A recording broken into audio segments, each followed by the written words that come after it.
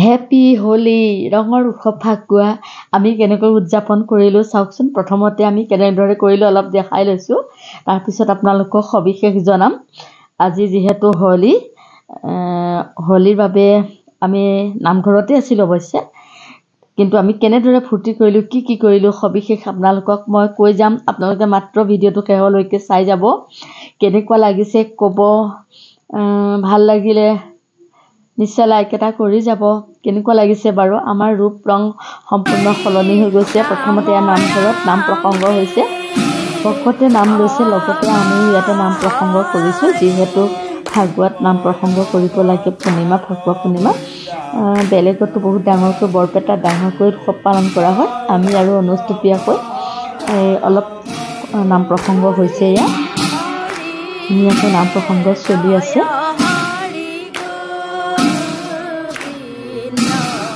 সুন্দৰ মুহূৰ্ত সাক্ষী হৈ আছোঁ আমি বৰ্তমান। নাম প্ৰসংগ চলি আছে,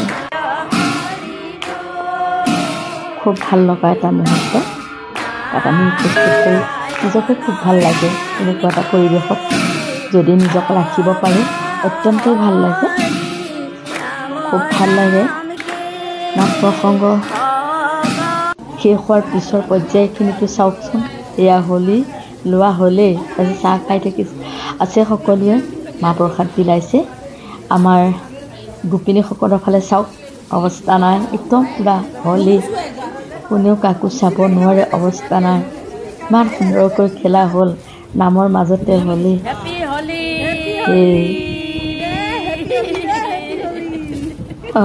বহুত ভাল লগা এটা মুহূৰ্ত, কি ক'ম আৰু। আৰু দিব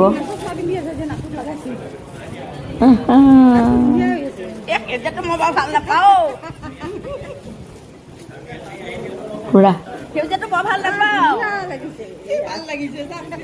ভিডিঅ' হৈ আছে, ধুনীয়া এটা মুহূৰ্ত। চবেই ইফালে বা সিফালে গৈছে, খুব ভাল লগা এটা মুহূৰ্ত। সকলোৰে আপোনালোক সকলোলৈকে শুভেচ্ছা থাকিল ৰঙৰ উৎসৱ। এই ৰঙেই যাতে আপোনালোকৰ জীৱন ৰঙীন কৰে, সুন্দৰ কৰে। চাওক এতিয়া কিমান ভাল পাইছে সকলোৱে। মই সেইকাৰণে ভিডিঅ' কৰিছোঁ, মাতৃসকলে খুব ভাল পোৱাৰ কাৰণে ভিডিঅ'টো কৰিলোঁ। আচলতে বছৰত এটা দিন ফূৰ্তি কৰে।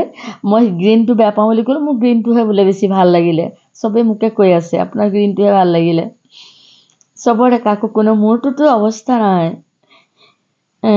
য'ত যি পৰিৱেশ, বৰপেটাৰ পৰিৱেশ বেলেগ, আমাৰ পৰিৱেশ বেলেগ। আমি এনেদৰে উদযাপন কৰিলোঁ। এটা খুব ভাল লগা মুহূৰ্ত সাক্ষী। আইসকলে খুব ভাল পাইছে আৰু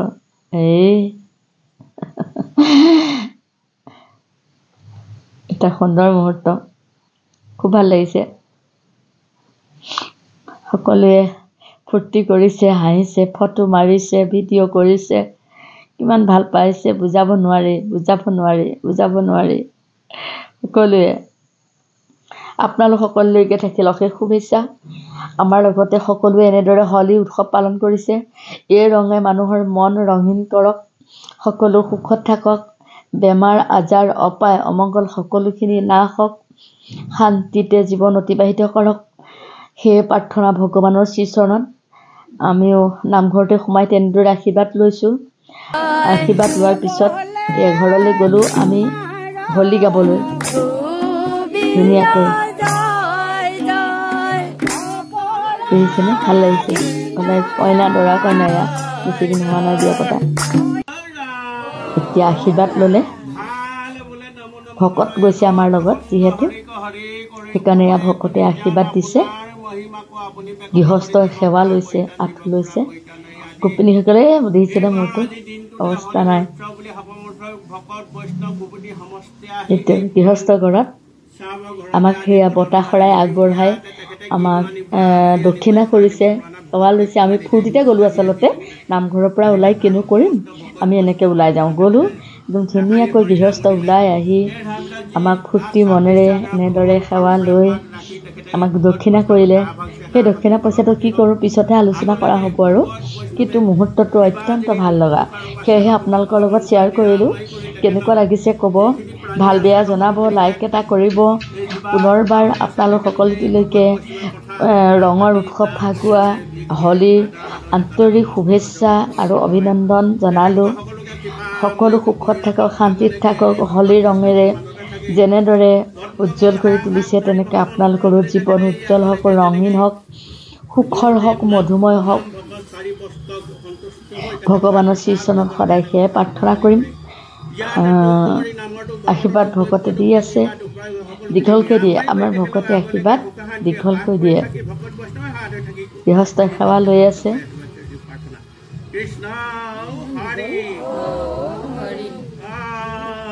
সুন্দৰ মুহূৰ্ত।